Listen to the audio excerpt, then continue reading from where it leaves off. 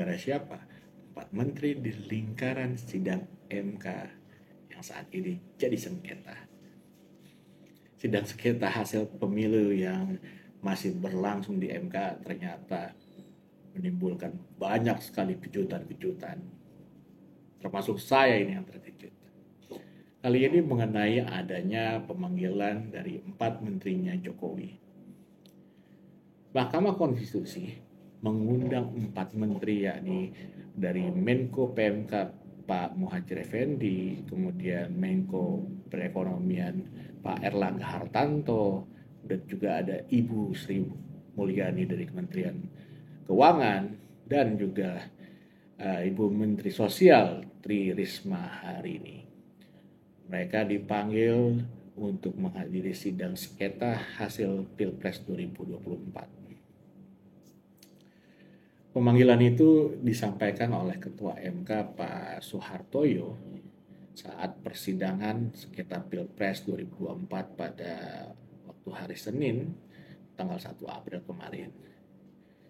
Nah, Pak Soehartoyo ini mengundang keempatnya untuk hadir di hari Jumat 5 April 2024. Para menteri akan dimintai keterangan oleh Hakim MK, khususnya perihal pembagian bantuan sosial yang dinilai menguntungkan salah satu pasangan calon presiden dan wakil presiden.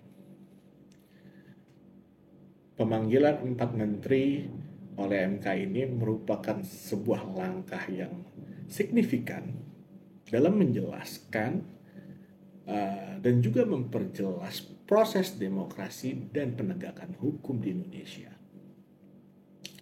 terutama dalam konteks ketelitian dan keadilan dalam pengelolaan bantuan sosial yang menjadi fokus di persidangan.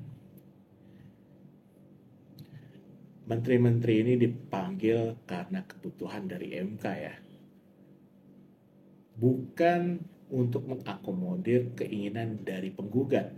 Nah, jadi ini jangan sampai salah paham nih rekan-rekan sekalian. Artinya pihak termohon dan pemohon tidak boleh mengajukan pertanyaan. Sebenarnya bisa dibilang ini menguntungkan paslon 01 dan 03. Kalau menurut saya sih seperti itu. Nah, karena apa? Karena mereka ini sebelumnya sudah pernah meminta agar Bu Sri Mulyani dan Bu Risma dihadirkan sebagai saksi. Nah, karena 2 menteri ini adalah kunci dari segala permasalahannya di Pilpres yang terkait tentunya dengan bansos dan anggaran. Nah gini, kalau beberapa waktu lalu itu mungkin masih ingat ya, Bu Risma ini pernah dicecar mengenai bansos. Nah pada saat itu sedang rapat dengan DPR. Dia sendiri mengatakan bahwa dia nggak tahu soal kuota bansos menjelang pemilu.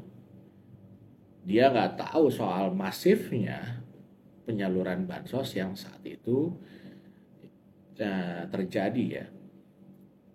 Yang dia cuma tahu dari total anggaran untuk perlindungan sosial sebesar 497 triliun.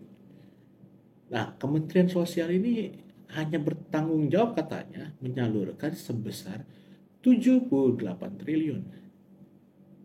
Sisanya dia nggak tahu katanya. Itu gede banget, serius. Sisanya itu sekitar 400 triliunan itu kemana? Itu nggak ada yang, waduh, bapak ini kemana itu 400 triliun. Kemudian ada temuan lain juga yang mengejutkan, yaitu realisasi anggaran bansos sampai 29 Februari 2024 itu mencapai 22,5 triliun. Angka ini sebenarnya meningkat 135% secara tahunan.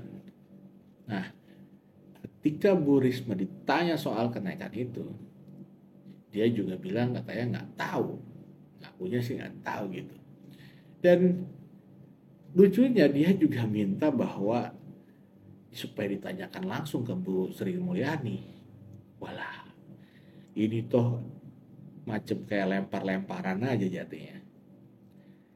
Nah, penyaluran bansos itu pasti ada kaitannya dengan anggaran. Makanya Bu Sri Mulyani adalah salah satu kunci juga yang paling penting selain Bu Risma tentunya. Karena dia itu yang paling tahu soal anggaran dan dari situ bisa mungkin bisa kita ketahui ya apakah ada kejanggalan atau tidak. Gitu. Ini dua menteri yang bisa jadi punya kunci ya untuk solusi persoalan ini.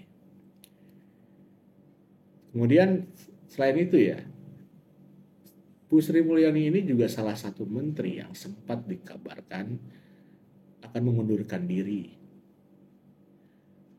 Pemikiran banyak orang pada saat itu adalah karena Sri Mulyani diduga sudah gak betah dengan situasi politik yang ada.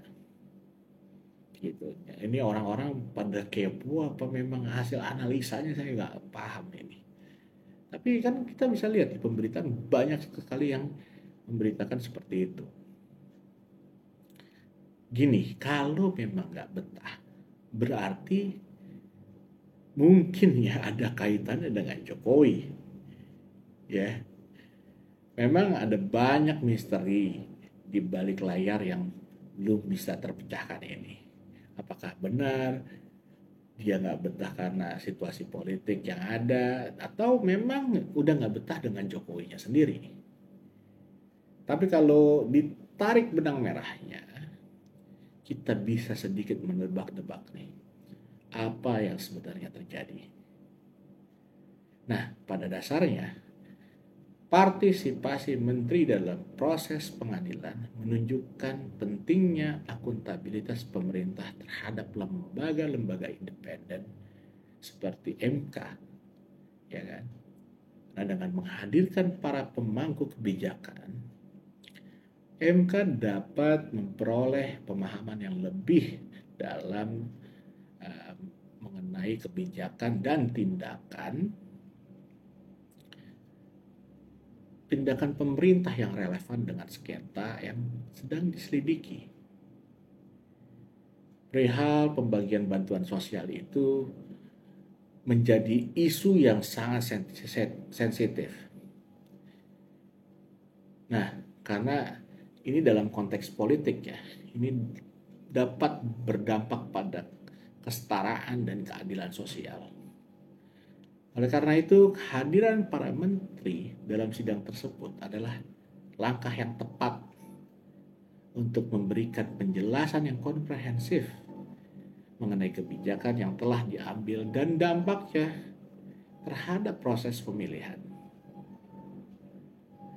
Tapi biar gimana juga ini perlu diingat bahwa proses pengadilan harus dilakukan secara objektif dan adil.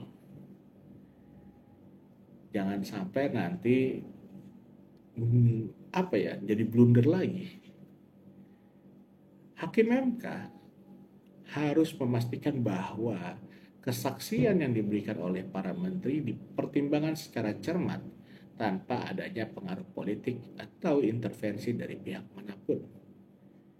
Nah, kegiatan ini nggak boleh dijadikan sebagai ajang untuk menggiring opini publik atau untuk memperkuat narasi politik tertentu. Ya, jangan sampai ditunggangi lah. Jangan sampai ada pihak-pihak yang mau menguntungkan untuk kelompoknya sendiri. Hasil dari sengketa Pilpres ini harus objektif dan adil karena untuk masa depan Indonesia. Ya. Dengan demikian, kehadiran para menteri tentunya dalam sidang sengketa Pilpres 2024 jadi sebuah langkah positif dalam upaya memperkuat proses demokrasi dan menjaga keadilan dalam penyelenggaraan pemerintahan. Sekian, terima kasih.